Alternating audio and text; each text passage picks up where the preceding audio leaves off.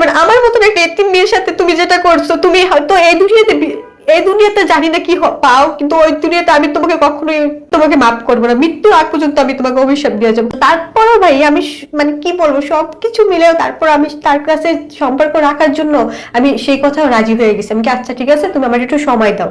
দিন শেষে আমাকে মিথ্যা অপবাদ দিয়েছে জানেন ভাই, বলে কি আমি নাকি লোভী মেয়ে। তোমার সাথে তাহলে ওর রিয়েল সম্পর্ক ছিল কতদিন? যখন ঢাকায় আসলো তখন কি তোমরা লিভিং রিলেশনে ছিল, একসাথে ছিল নাকি আলাদা মেসে থাকতে? একটা এতিম বাচ্চা, ওর বাবা নাই, ভাই নাই, বোন নাই, কেউ নাই, এক বাপের এক মেয়ে, অসহায় একটা মেয়ে, এবং সেই মেয়েটা একজনকে ভালোবেসে তার জন্য সবকিছু করে, একটা মেয়ের পক্ষে যা যা করা সম্ভব সব করে, এবং একটা সময় কি খেয়াল করে যে যেই ছেলেটা তার সঙ্গে মিশছিল সে আসলে লোভে তার সাথে মিশছে, একই সাথে সে আরো অনেকের সাথে রিলেশনে জড়িত, এবং এই মেয়েটা জানতোই না যে আমার সর্বস্ব আমি যাকে দিয়ে দিলাম সে আসলে আমার তো নাই, কারোই না। এরকম একটা অদ্ভুত জীবনের সত্যি গল্প আপনি আজকে দেখতে চলেছেন। আমি চাই এই ভিডিওটা শেয়ার করেন যেন অন্য কোনো মেয়ে, অন্য কোনো ছেলে বিপদে না পড়ে, অন্তত শিখতে পারুন। তোমার নাম কি? আমার নাম ফাতিমা আক্তার শান্তা। শান্তা, তোমার সাথে যেই চিটিংটা হয়েছে, যেই অদ্ভুত কাণ্ডটা হয়েছে, আমি শুনে খুব অবাক হয়েছি। তুমি অসহায় একটা মেয়ে, তোমার বাবা নাই, ভাই নাই, বোন নাই, দেখার কেউ নাই, নিজে নিজে চলতেছ, ইনকাম করে খাচ্ছ, অথচ এরকম একটা চিটারের পাল্লায় কেমনে পড়লাম? ভাই আমি বুঝতে পারি না যে তার মনের ভিতরে এভাবে ছিল, এগুলো চলছিল। তারপরে সে ফার্স্ট অফ অল কথা হচ্ছে সে একটা লোভী ছেলে। সে যদি লোভী না হতো, তার একটা এক্স ছিল, সেই এক্স কেও সে সেম ভাবে প্রেসার দিত ডেলি তুমি জব করো, টাকা কি করো, ঔষধ কোম্পানিতে ওই মেয়ে একটা জব করতো, তুমি টাকা দিয়ে কি করো, তুমি ফ্যামিলিরে কেন টাকা দিচ্ছ না? তখন ওই মেয়েটা বলছে আমি ফ্যামিলি চালাই, আমি ফ্যামিলিতে আছি, তো আমি ফ্যামিলিকে টাকা দিব না, জব করতেছি তো ফ্যামিলির জন্যই। তো তারপরে ওই মেয়েটাকে অনেক চাপ দেওয়ার পর একটা পর্যায়ে ওই মেয়েটা ওর সাথে ব্রেকআপ করে ফেলে, যে আমি তোমার সাথে থাকতেছি না, তুমি থাকবে না। তারপরে আমাদের দুইজনের সাথে তো সে ডাবল টাইমিং করছে। দুইজনের সাথে একসাথে ডাবল টাইমিং করেছে? তখনই আমি জানতে পেরেছি যে আমাকে দুইজনের সাথে ও সম্পর্ক ছিল। ওর সাথে সম্পর্কটা হলো কেমনে আগে সেটা বলো আমাদের। সেটা হচ্ছে আমার ওর সাথে পরিচয় হয়েছে 15 সাল থেকে, মানে রং নম্বরে ওর সাথে আমার পরিচয় পরে এক পর্যায়ে উনি আমার সাথে দেখা করতে চেয়েছিল। তারপর আমার তো তখন এজ কম, তারপর ওর সাথে আমি দেখা করতে একটু নার্ভাস লাগছে যে আমি দেখা করবো কি করবো না। পরে আমার কাজিন যারা ছিল তারা বলছে কি দেখ তুই ভাইয়ের সাথে দেখা কর, হয়তো তার মন মানসিকতা চেঞ্জ হতে পারে, তুই দেখা করস দেখে হয়তো তাদের সাথে তোর সাথে এমন ব্যবহার করে।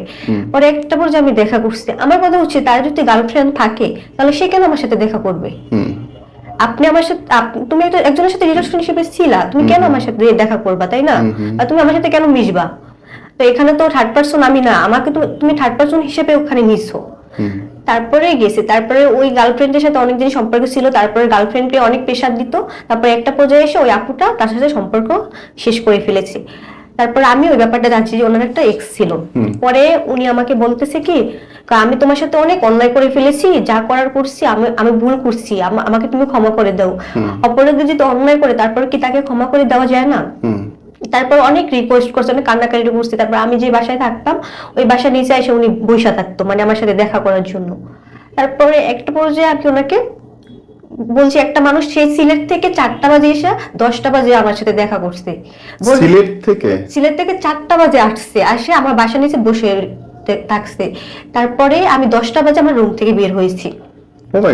আমি এর ভিতর তার সাথে আর দেখা করতে চাই না, এখন আমি ওই সময় নার্ভাস ছিলাম তার সাথে দেখা করবো কি করবো না, ভালো হবে কি খারাপ হবে। তারপর ওনার যে এক্স কেও আমি ফোন দিছি, ওনার নাম্বার ওই নাম্বার পাইলা কই? ওই নাম্বার উনি আমাকে দিছে যে তুমি কথা বলে দেখো যে ওর সাথে সম্পর্ক শেষ হয়েছে কিনা, তাই কি?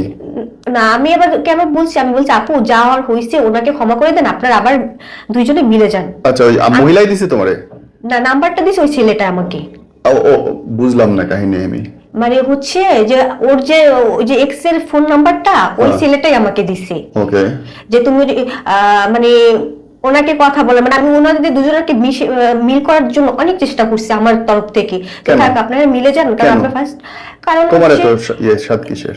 আমার কারণ সাথে হচ্ছে উনি আমাকে দোষারোপ করে আমার কারণে নাকি ওনাদের সম্পর্ক শেষ হয়েছে। আমার কারণে কেন সম্পর্ক শেষ হবে? আমি যদি তুমি আমাকে থার্ড পারসন হিসেবে নাও, আমি তো ব্যাপারটা জানতাম। ঘটনা কবে ঘটতেছে? রিলেশনে কতদিন পরে? রিলেশনে যখন ওনার সাথে ওনার ব্রেকআপ হয়েছে, মানে এর আগে তো আমরা জানতাম না, আমি জানতাম না যে তুমি কতদিন পরে জানছো যে ডাবল টাইমিং হতেছে? ডাবল টাইমিং হচ্ছে যে সময় ওনার সাথে ব্রেকআপ হয়ে গেছে। তোমার রিলেশনে কতদিন পরে? আমার রিলেশনের মনে হয় 1 বছর 1.5 বছর পরে, মানে হচ্ছে 16-17 সালের দিকে। হ্যাঁ হ্যাঁ। ও এর ভেতরে উনি যখন আমাকে মানে ওনার বলছিল আমার একটা আসছিল গার্লফ্রেন্ড মারা গেছে, প্রথম উনি ওনার গার্লফ্রেন্ডকে মৃত্যু দাবি করছে আমার কাছে। তো এখানে আমি কিভাবে থার্ড পারসন হলাম? তারপরে পরের বারে উনি যখন ওই মেয়েটা ঔষধ কোম্পানিতে এই স্টার প্লাজায় ট্রেনিং দিতে আসছিল, তখন উনি আমাকে বলে কি আমার একটা আছে বড় আপু আছে, উনি একটু ট্রেনিং দেবে, তোমার বাসায় কি রাখা যাবে, মানে আমি যেখানে থাকি। পরে আমি বলতেছি বড় আপু না গার্লফ্রেন্ড, এখানে আমার দোষটা কি বলেন? আমি তো তখন জিজ্ঞাসা করছি যে বড় আপু না গার্লফ্রেন্ড, তোমার গার্লফ্রেন্ড বলতে এতটা শরম কেন, বা এতটা তুমি কেন তাকে বড় আপু বলে আমার কাছে পরিচয় করাবে? তুমি যদি ভালো মানুষ হইতা তাহলে তুমি তো বলতাই যে আমার গার্লফ্রেন্ড লাগে, তুমি তো বড় আপু হিসাবে পরিচয় দিলে। তারপর আমি তখন বিশ্বাস করি না, আমি না গার্লফ্রেন্ডই হবে, বড় আপু না। আচ্ছা, ওনার ডেট অফ বার্থ দেখবা আর আমার ডেট অফ বার্থ দেখবা, উনি হয়েছে 1996 সালে আর আমি হচ্ছি 97 সালে, তাহলে উনি আমার বড় আপু না? আমার কাছে আমি বলছি তাহলে যদি তোমার গার্লফ্রেন্ড হতো তাহলে আমি রাখতাম, কিন্তু বড় আপু যেহেতু সেহেতু আমি রাখবো না। আমি কি হই, আমার পরিচয় কি দিবা তার কাছে? পরে ও আমার কাছে তখন চান্স পায় না, তখন আমার কাছ থেকে সরে গেছে। তারপরে সে বলছে সে নাকি তাকে নিয়ে কোন মানে হোটেলে থাকছিল, সেটা তাদের ব্যক্তিগত, সেটা আমি জানি না, আমার কাছে ওইটাই সে প্রেজেন্ট করছে পরবর্তী সময়। তারপরে কি করছে, তারপরে তারা থাকলো, তারপরে যে ওই মেয়েটার নাম ছিল লিজা যে ব্রেকআপ করলো, ওই এই মুহূর্তে আমার কাছে এসে কান্নাকাটি করতেছে, তোমার সাথে আমি অন্যায় করছি, আমি ওর জন্য কিনা করছি, আমি ওর জন্যই তোমার সাথে অনেক খারাপ খারাপ ব্যবহার করছি একটা সময়। আমি কি আচ্ছা যাই হোক, কিন্তু এই ছেলের সাথে তোমার ঝামেলাটা কি হলো? ওই মেয়ের কথা ভুলে যাই। আমার সাথে ঝামেলাটা কি হয়েছে, তারপরে যাওয়ার হয়ে গেছে, মানে আমি তো ওনাকে চান্স দিই না। আমার কথা হয়েছে তুমি যদি বিয়ে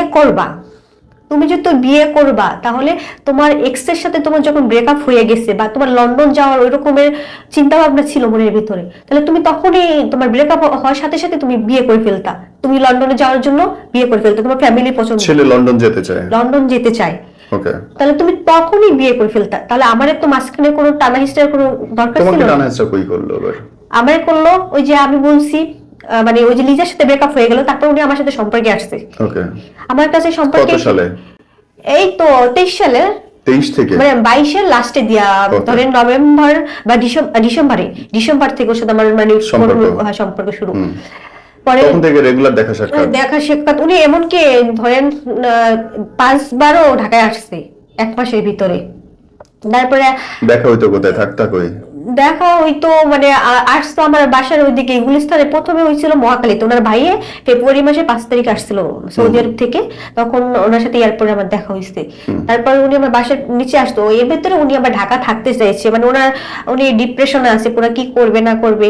তারপরে বলছিল যা হওয়ার হয়েছে, আমরা নতুন করে আবার রিলেশনশিপ সবকিছু শুরু করবো, নতুন করে সবকিছু করবো। এর ভেতরে উনি আমাকে গভর্নমেন্ট জব করার জন্য দিয়েছে, যে তুমি একটা সরকারি চাকরি দেখো, ভালো জব দেখো। আমি ভালো জব তো আমার দিক থেকে আমি চেষ্টা তুমি তো করবা, ঠিক আছে, কিন্তু এটা তোমার বলার কি আছে? চাকরির তো দায়িত্ব সাধারণত ছেলেরা নেয়, সংসার দায়িত্ব তো ছেলেরা নেয় না। সে আমাকে প্রেশার দিয়েছিল, তারপরও ভাই আমি মানে কি বলবো, সবকিছু মিলেও তারপর আমি তার কাছে সম্পর্ক রাখার জন্য আমি সেই কথাও রাজি হয়ে গেছি। আমি কি আচ্ছা ঠিক আছে, তুমি আমার একটু সময় দাও, আমি সময় চাইছি তার কাছে। তারপর ওরা বলতেছে কি আচ্ছা ঠিক আছে। তারপরে উনি আসলো, তারপর বলতেছি কি আচ্ছা তুমি আমার জন্য একটা দারোয়ানের চাকরি দেখো। আমি বলছি এটা আবার কেমন কথা, তুমি একটা শিক্ষিত ছেলে, কেন তুমি দারোয়ানের চাকরি করবা? ঢাকা শহরে কি চাকরির অভাব? তারপরে আমি একটা সুপার শপে ওনার জন্য চাকরির ব্যবস্থা করে দিই মীরা বাজারে। তারপর সেখানে সে 6 মাস জব করলো। আচ্ছা, একসাথে 6 মাস আমরা ঢাকায় একসাথে একই, আমি এখানে যে ধানমন্ডিতে জব করতাম, উনি হচ্ছে আজিমপুরে জব করতো সুপার শপে। তো আমার কথা হচ্ছে তুমি কেন আমাকে ঠকাইলে এখানে মাঝখান থেকে?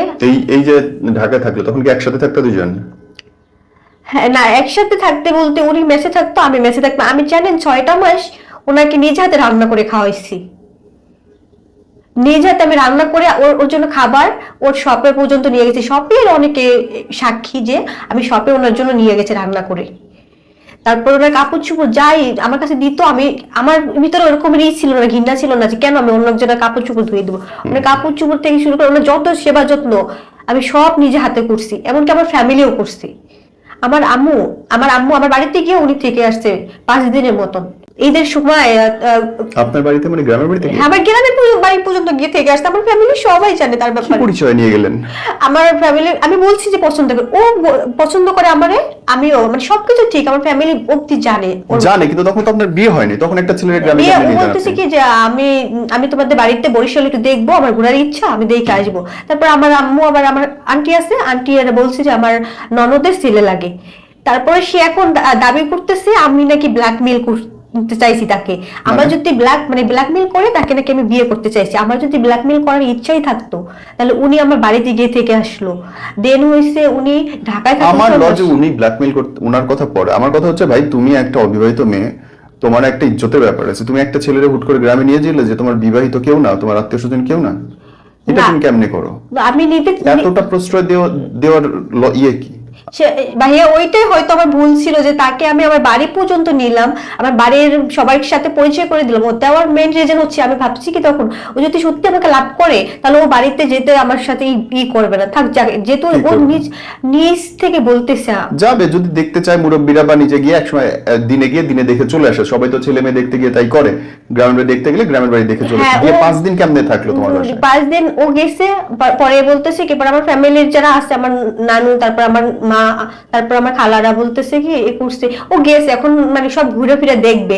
কিন্তু আমার আম্মু মানে 4 দিনের মাথায় বলতেছে কি দেখো, ছেলেটার নাম ছিল ইকবাল, যে দেখো ইকবাল এটা তো গ্রাম, মানুষ কি নাকি ভাবে যে তোমরা তো এখনো বিয়েও করো না, যে জামাই পরিচয় দিয়ে রাখবো। আমি তো বলছি আমার বোনের ননদের ছেলে লাগে, তো এই পরিচয় দিয়ে তোমাকে রাখতেছে এই জায়গায়। তো বাবা তুমি চলে যাও, করছে ঢাকা হইলে, ঢাকা যদি তোমার কোনো আত্মীয় স্বজনের বাসা হতো তুমি থাকতে 1 মাস, বা বিবাহ যদি হইতো, বিয়ে হয়ে গেল 1 মাস থাকতে, কোনো সমস্যা ছিল না।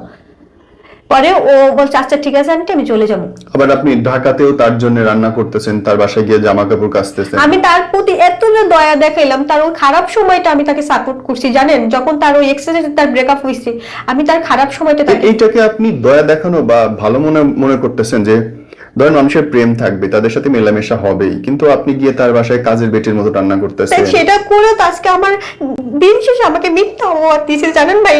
বলে কি আমি নাকি লোভী মেয়ে। আমি যদি লোভী হতাম, ওর ফ্যামিলি, ওর ভাবি আর ওর আম্মা আমারে বলে লোভী। এখন যারে বিয়ে করছে সেই মেয়ের কাছে বলে আমি নাকি লোভী। আমি যদি লোভী হতাম তাহলে তার ছেলের জন্য এত কিছু আমি করতাম নিজ হাতে? তাহলে তো সে বলে কি তার হাজবেন্ড লন্ডন ছিল আর তার মেয়ে ইতালি থাকে দেখে এগুলো দেখে আমার লোভ লাগছে। আরে আমি কি আপনার জামাই লন্ডন ছিল আর আপনার মেয়ে ইতালি থাকে, এটা দেখে আমার লাভ কি? আমার হাজবেন্ড কি করে এটা যে আমি দেখবো, তাই না? সে কি সে তো এখনো বেকার, সে তো কিছু করতেছে না। আমি যদি লোভী হইতাম তাহলে তো আমি তার টাকা পয়সার দিকে আমার লোভ থাকতো। আমি তো সেটা করি না, আমার নিজের শরীর দিয়ে আমি তার জন্য চেষ্টা করছি, তার ভালো রাখার জন্য, সে একটা ভালো কিছু করুক। আর আজকে সে বলে আমি নাকি লোভী। তারপরে ওই ছেলেটা যার জন্য আমি এত কিছু করলাম, ওই ছেলেটা ওই তার বউকে দিয়ে, এখন যাকে বিয়ে করছে সেই বউকে দিয়ে আমাকে ইচ্ছা মতন গালাগালি করছে, ইচ্ছা মতন। তুমি লোভী, তুমি। বিয়ের পর আপনি ফোন দিছিলেন তারে? আমি তো বিয়ের পর ফোন দিচ্ছি, আমি তো জানি না বিয়ে করছে।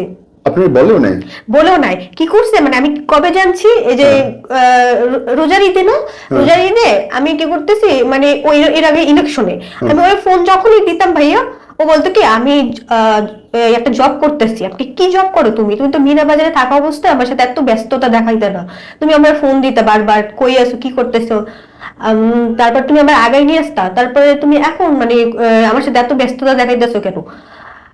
পরে বলতেছ কি তুমি বুঝবা না, আমি দিন 12টা থেকে রাত 1টা পর্যন্ত একটা জব করি। আমি কি এমন জব? আমার জীবনে তো আমি এরকম জবের নাম শুনি নাই যে দিন 12টা থেকে রাত 1টা পর্যন্ত।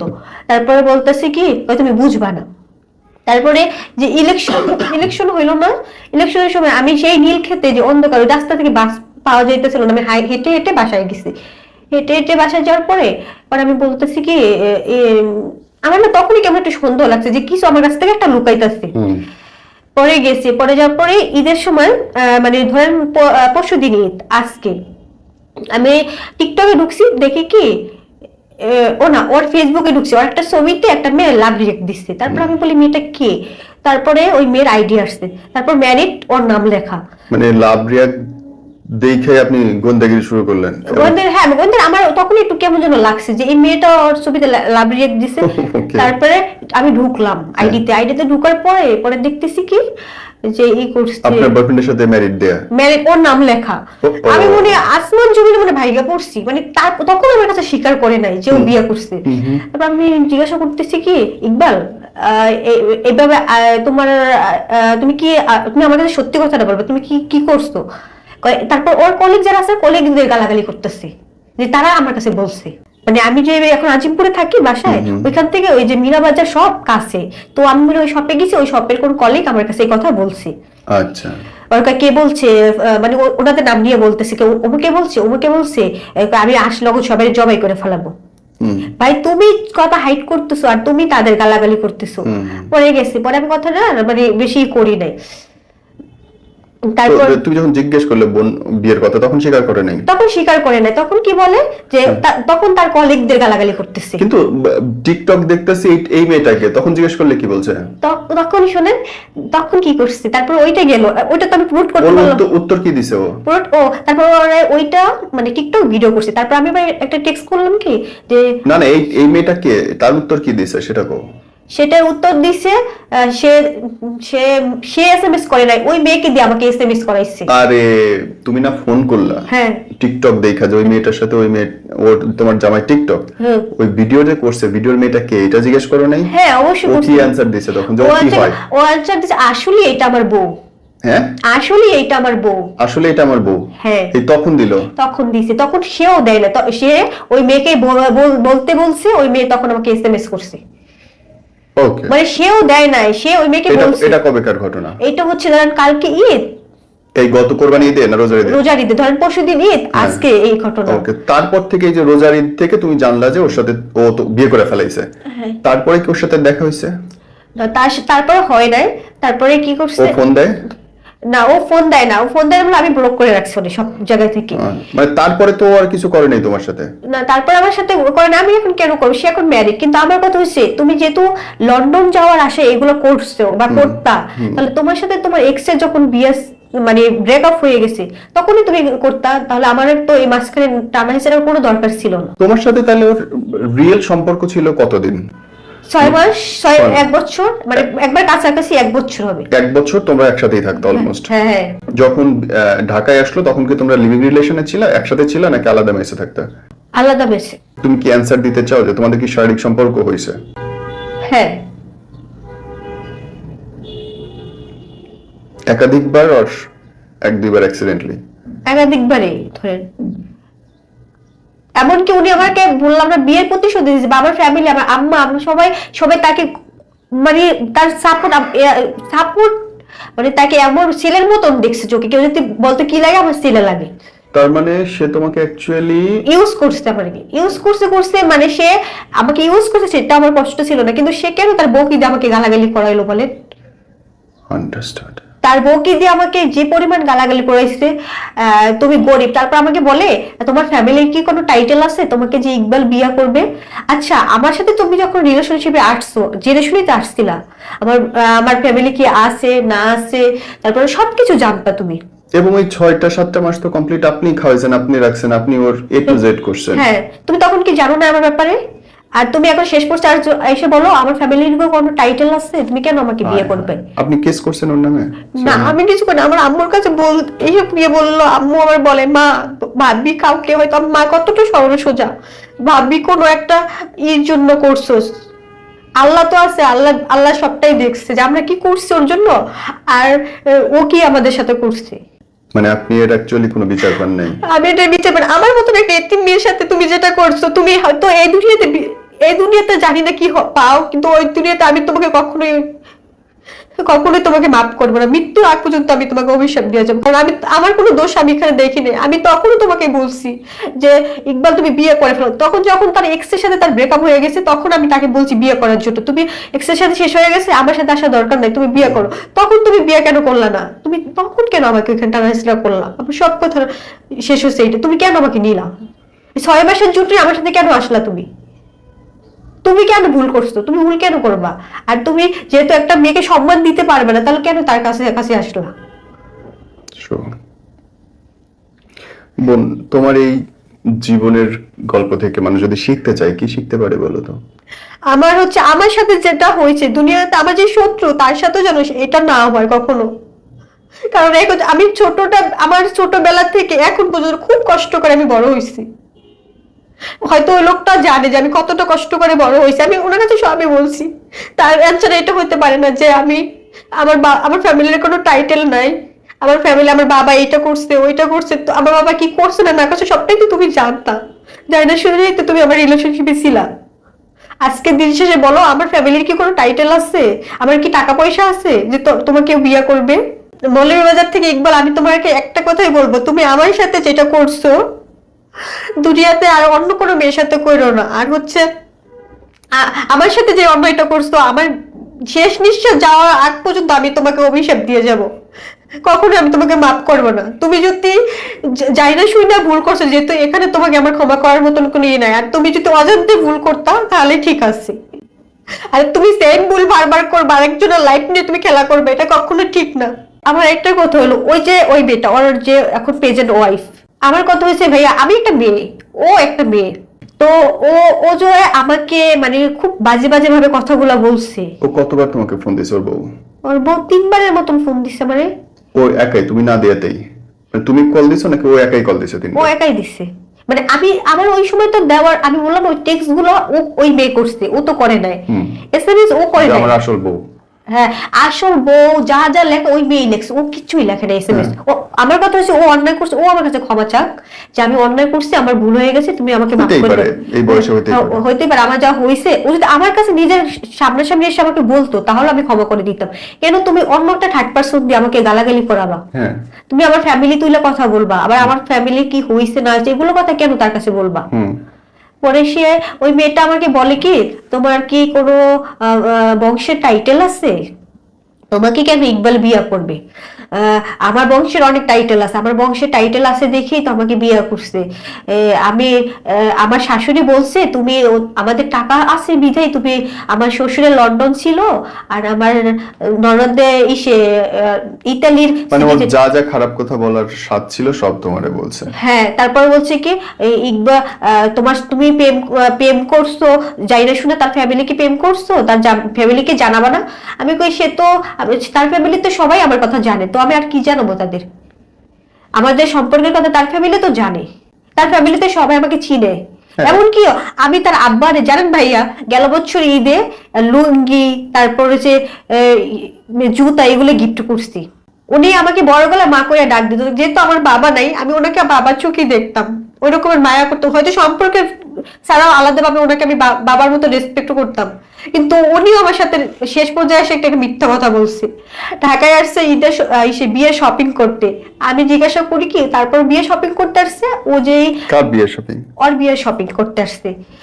তারপরে ওদের আউটলেটের একটা আপু আছে, ও বিয়ে শপিং করতে আসছে, তুমি তখন টের পাইলা না? না শুনেন, তারপরে কি হয়েছে, ওই যে আপু ওদের শপের একটা আপু আছে, ও বলতেছে কি মানে একসাথে কলিগ, আমি কি আপু ভালো আছেন? কয় হ্যাঁ ভালো আছি। কয় ইকবাল ভাই তো বিয়ে করে ফেলছে, আপনি জানেন না? আমি কি বিয়ে করছে মানে মানে আমি তখন আমার মানে খারাপ লাগা কাজ করছে, আবার আমি ফোন দিছি। পরে কেন আপনি জানেন না কেন? আমাকে তো ভিডিও কলে দেখাইছে সে বিয়ের শপিং করতে আসছে। আমি কিন্তু ওই সময়টা বিশ্বাস করি না, আমি কিন্তু ও আমার সাথে এতটা করতে পারে না। তারপরে এখান থেকে চাকরি ছেড়ে চলে গেছিল কেন? কে? ও এখান থেকে চাকরি যাওয়ার রিজন হচ্ছে সে অসুস্থ হয়ে পড়ছে, তার ওয়েট কমে গেছে চাকরি করার জন্য। পরে আসলে কি ভাইয়া, আসল কথা বলতে কি একটা পারিবারিক শিক্ষা আছে, একটা সব কথার মাত্রা একটা পারিবারিক শিক্ষা আছে। আপনার যে যার সন্তানকে যেভাবে শিক্ষা দেবে সেভাবে শিক্ষা হবে। আজকে তুমি তোমার কোন মেয়েটা বসায় বসায় খাওয়াবে? কোন মেয়েটা বসায় বসায় খাবে? সে বসে বসে খাইতে চাইবে, মানে অন্যের উপরে লবণ রেখে তারপরে সে খাবে।